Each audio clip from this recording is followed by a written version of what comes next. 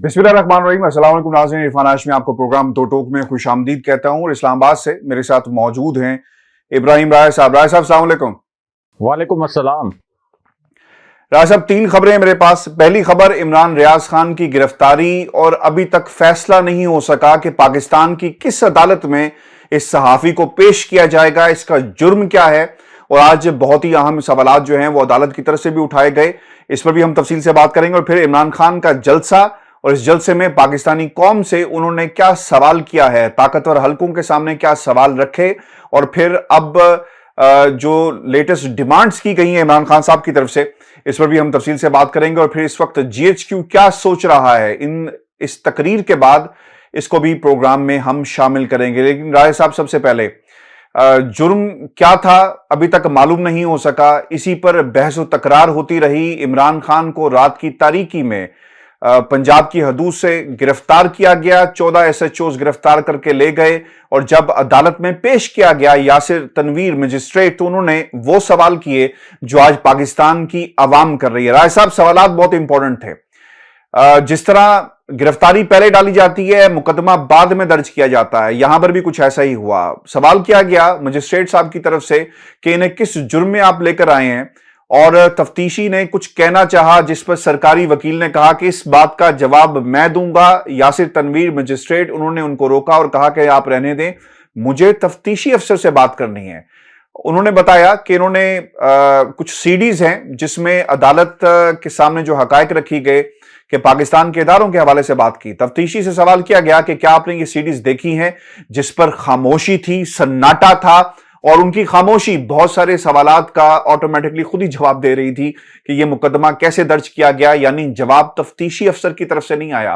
और फिर यह भी कहा गया कि जो इल्जामात लगाए गए हैं इसके सबूत कहां पर मौजूद हैं, इसका भी राय साहब कोई जवाब नहीं आया। और इस पर जो सहाफी हमारा दोस्त इमरान रियाज खान अदालत से मुखातिब हुआ और उसने कहा कि हमें गद्दारी के सर्टिफिकेट बांटे जा रहे हैं, और अगर मुझे जेल भेजना है, जुडिशियल रिमांड पर भेज दिया जाए, लेकिन मैं बाहर निकलकर वही करूंगा जो मैं करता रहा, सच बोलता रहूंगा, और मुझे कोई नहीं रोक सकता। फैसला महफूज हुआ। जब फैसला सुनाया गया तो फिर अदालत ने पाबंद किया कि इन्हें आज ही पिंडी की अदालत में पेश किया जाए, जिस जुर्म में गिरफ्तार किया है। इस जुर्म के हवाले से यानी ये हदूद नहीं बनती, लेकर आप चले जाएं। राय साहब, पिंडी की अदालत में भी पेश किया गया, लेकिन वहां से भी वापस भेज दिया गया और कहा कि आप अटक वापस जाएं। तो ये कुछ हुआ है, अदालत का तायुन नहीं हो सका।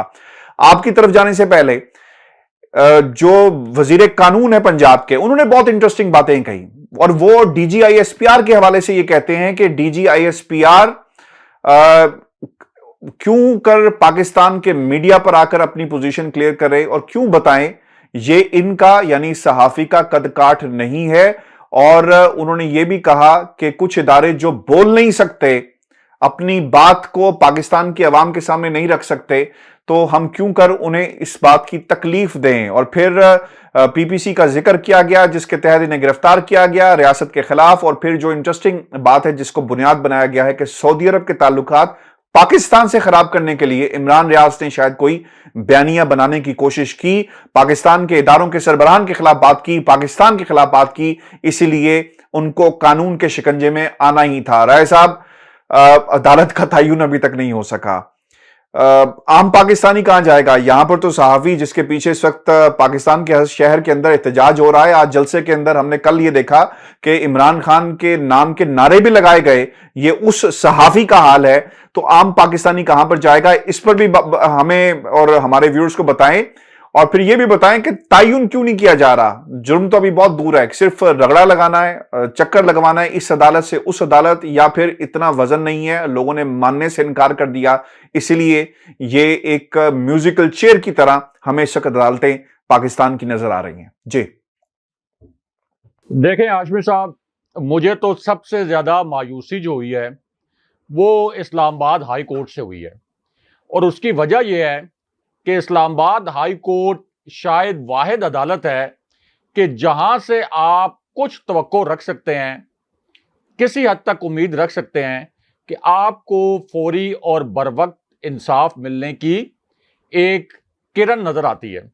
और इससे पहले हुआ भी है कि बड़े कॉम्प्लिकेटेड केसेस में, ऐसे केसेस में जहां लगता था कि एक फरीक ऐसा है जो बहुत ताकतवर है और दूसरा फरीक ऐसा है जो बहुत कमजोर है, वहां भी चीफ जस्टिस अतर मिनल्ला ने हिम्मत दिखाई और उन्होंने कुछ ऐसे फैसले किए जहां पर सहाफियों को तहफ़्फ़ुज़ दिया गया।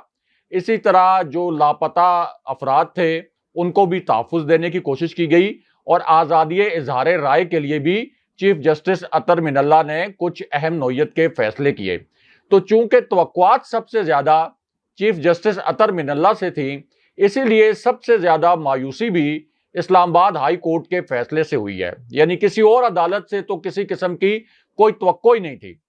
अब चीफ जस्टिस साहब ने जो ये केस निपटाया इस्लामाबाद हाई कोर्ट ने कि इमरान रियाज की गिरफ्तारी इस्लामाबाद की हदूद में नहीं हुई और ऑर्डर कोई इस किस्म का था कि इस्लामाबाद की हदूद से इमरान रियाज को गिरफ्तार ना किया जाए।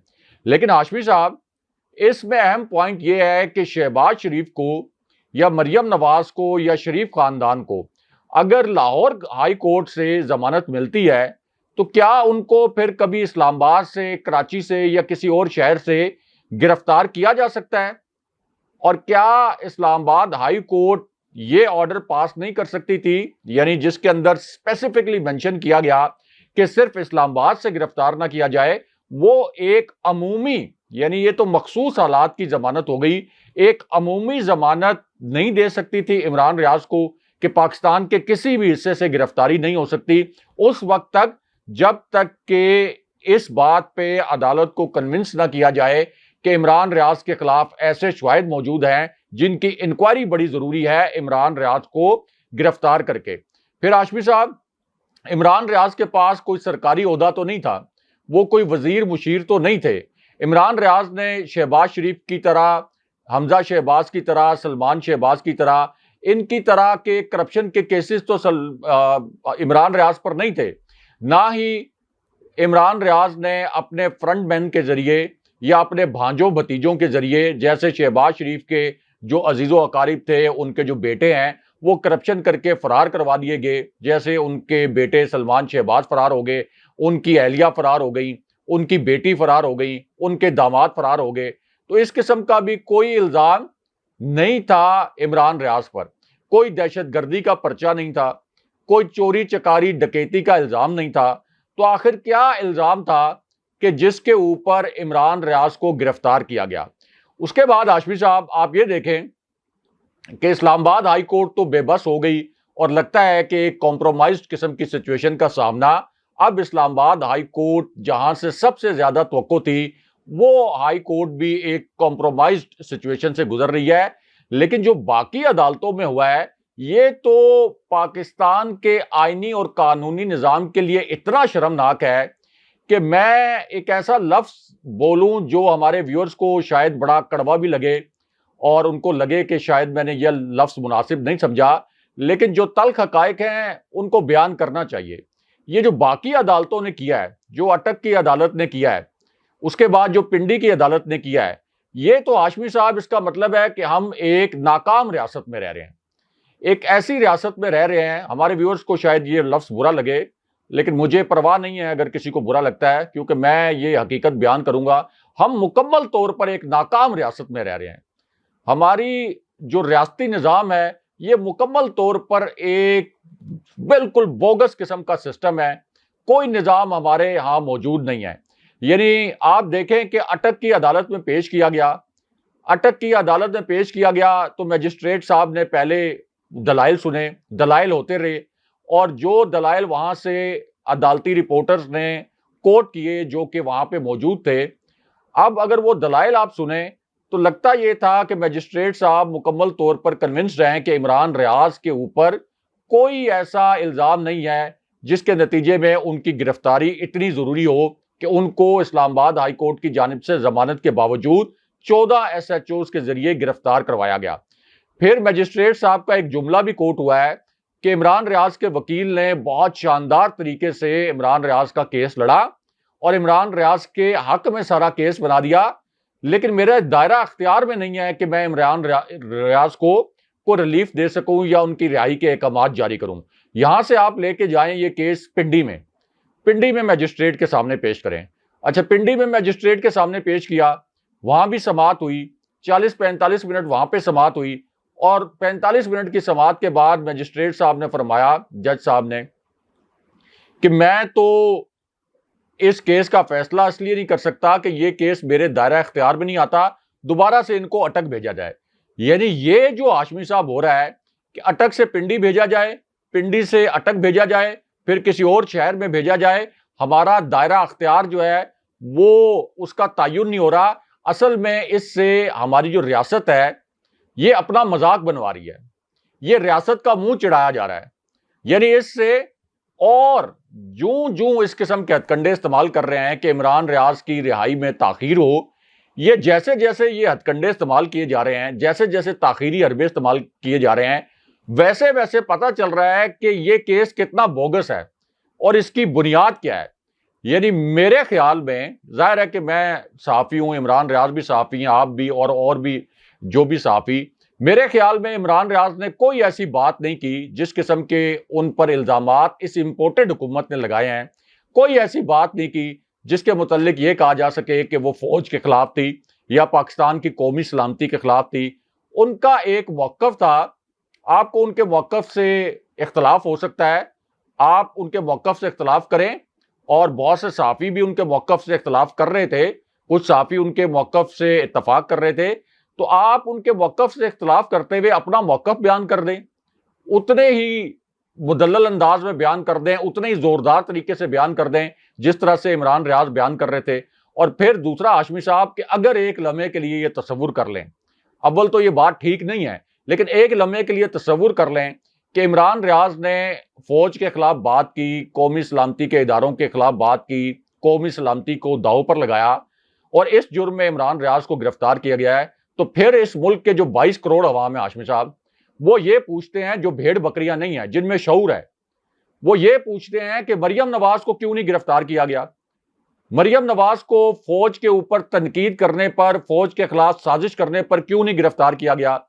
मरियम नवाज ने जो ट्वीट किया था कि आजाद कश्मीर में पाक फौज से बगावत हो गई है और वहां पर बगावत के नारे लग रहे हैं, जब ये आजाद कश्मीर में इलेक्शन हारे थे, और कितने प्रोग्राम किए गए थे मेरे जैसे सहाफियों की जानिब से, आप जैसे सहाफियों की जानिब से, इस प्लेटफॉर्म पर भी हमने डिस्कस किया था कि मरियम नवाज ने एक इंतहाई हसास जगह पर, आजाद कश्मीर जो हमारे लिए एक इंतहाई हसास मामला है, वहां पर किस तरीके से पाक फौज को हिट करने की कोशिश की, और ये एक इंतहाई काबिल मजम्मत इकदाम था।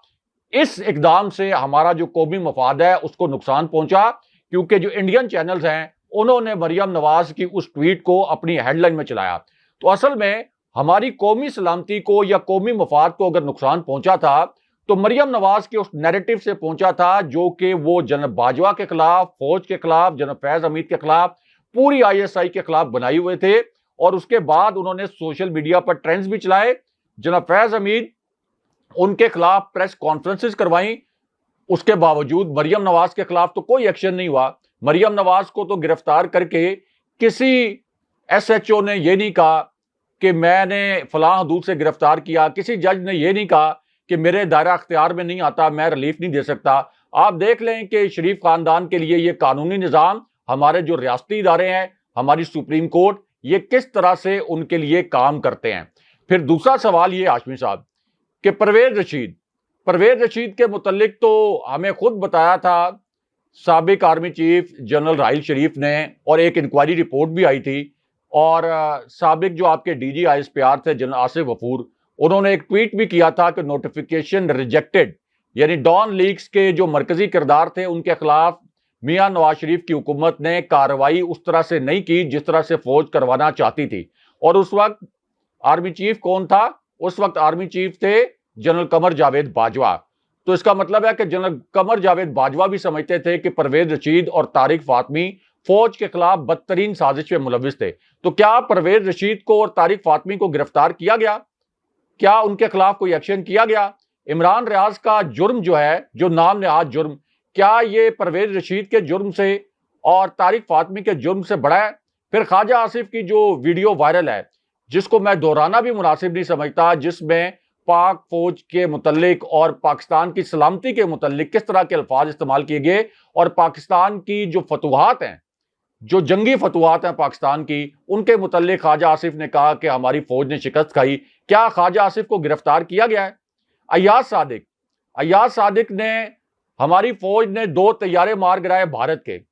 पूरी दुनिया ने एक्नॉलेज किया कि पाकिस्तान ने भारत को धूल चटा दी। पूरी दुनिया का जो मीडिया था, अल जजीरा समेत, अल जजीरा ने एक ट्वीट भी किया कि जिसमें यह लिखा हुआ था कि अभिनंदन का तैयारा गिरने की जो वीडियो है, उसके बाद जिस तरीके से अभिनंदन को कैप्चर किया गया, तो वो वीडियो मोस्ट वॉच्ड वीडियो थी अल जजीरा की, यानी दुनिया भर में देखी गई। तो पूरी दुनिया को पता चल गया कि पाक फौज ने भारत के 2 तैयारे मार गिराए।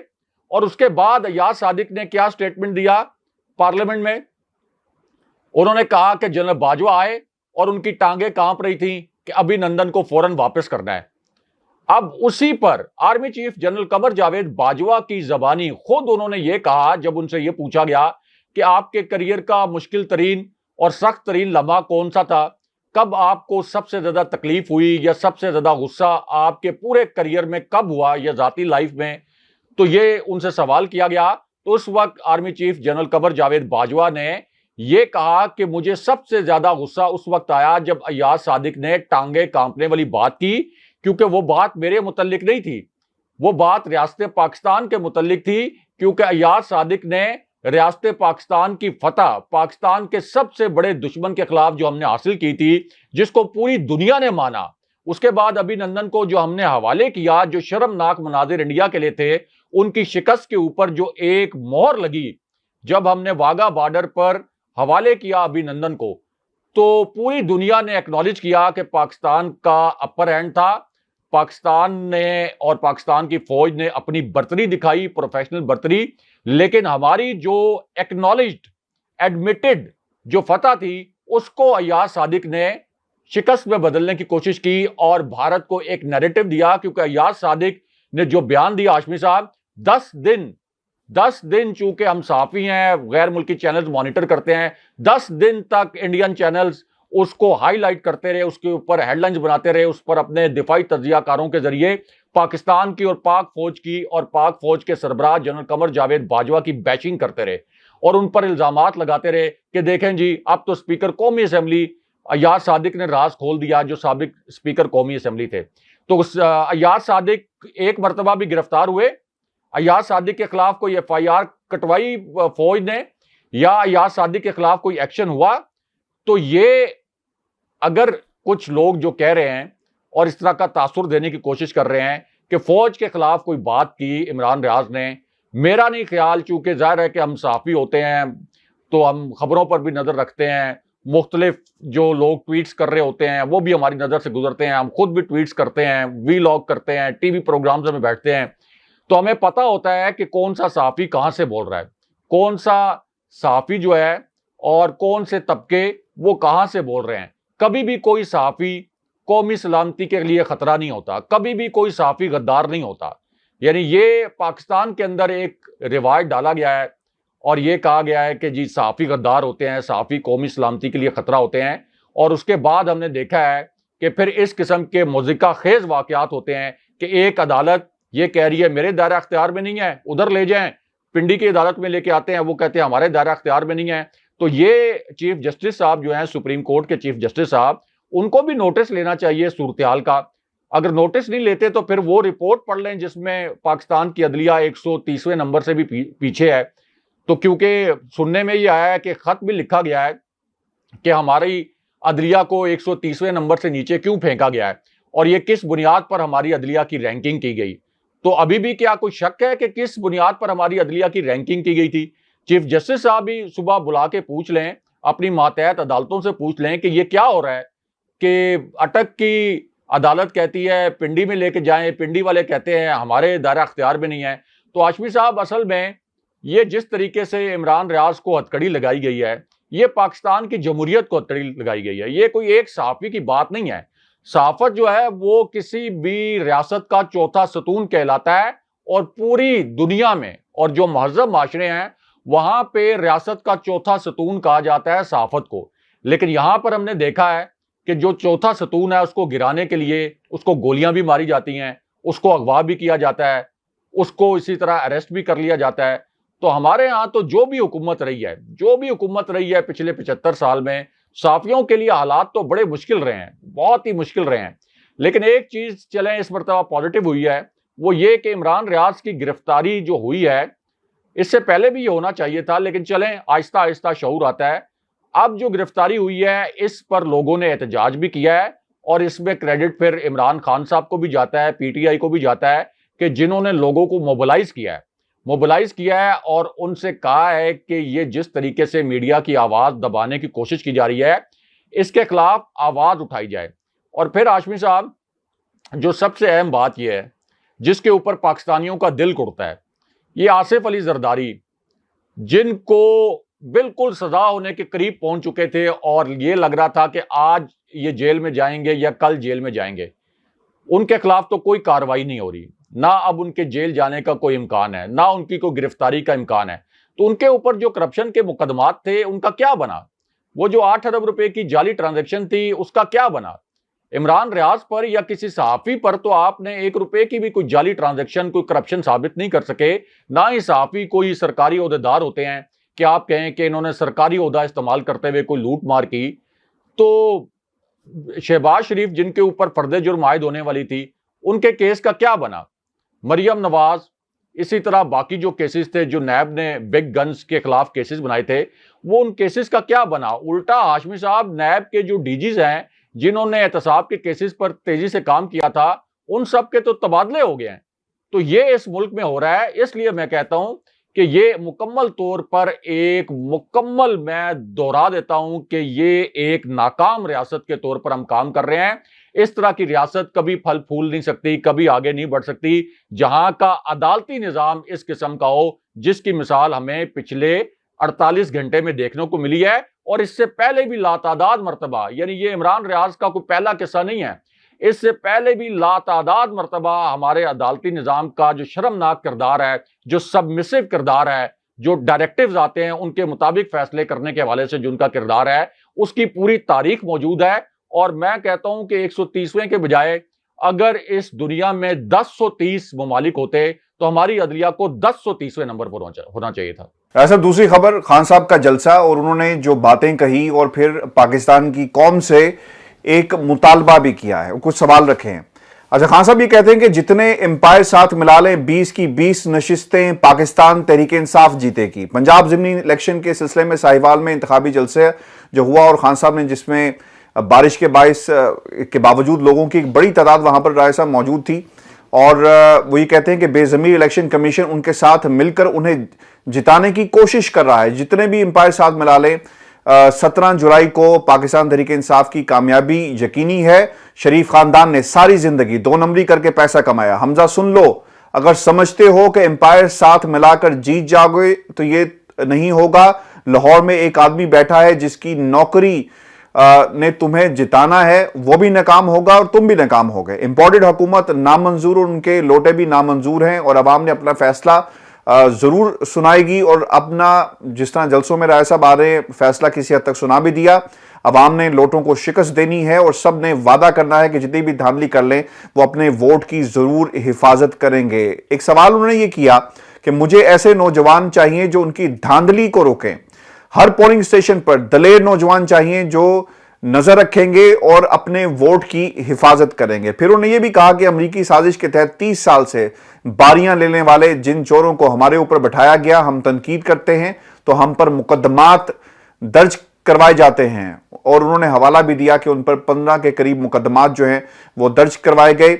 और फिर नवाज शरीफ के हवाले से भी राय साहब उन्होंने कहा कि मुजरिम होने के बावजूद लंदन में बैठा है, खुश हो रहा है कि इसका भाई और भतीजा आज इक्तदार में है। मरीम नवाज छोटू की झूठों की शहजादी है जिसे कभी सच बोलना ही नहीं जाता। जिन लोगों को जेल में होना चाहिए था आज वो हुकूमत के अंदर हैं और पाकिस्तान को फलाही रियासत बनाने की कोशिश करने वालों पर केसेस बनाए जा रहे हैं। हलीम आदिल शेख का भी हवाला दिया गया। गिरफ्तारी होती है 3 बजे, केस दर्ज किया गया, मुकदमा दर्ज किया गया 7 बजे, उसका हवाला भी दिया। और फिर उन्होंने उन सहाफियों का भी जिक्र किया जिनके ऊपर मुकदमात बनाए जा रहे हैं। राय साहब, जंग जो है अब वो 17 तारीख को इसका फैसला होगा।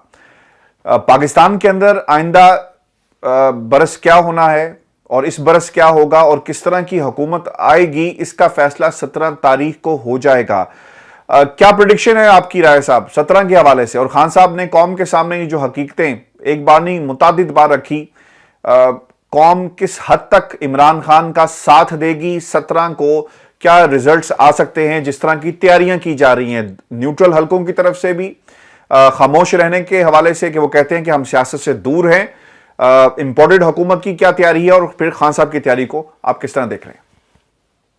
हाशमी साहब, अगर आपने नताइज की प्रिडिक्शन करनी है तो उसके लिए दो हकायक का जायजा ले लें तो फिर पता चल जाता है कि अगर शफाफ इलेक्शन हुए तो किस किस्म के नताइज आएंगे।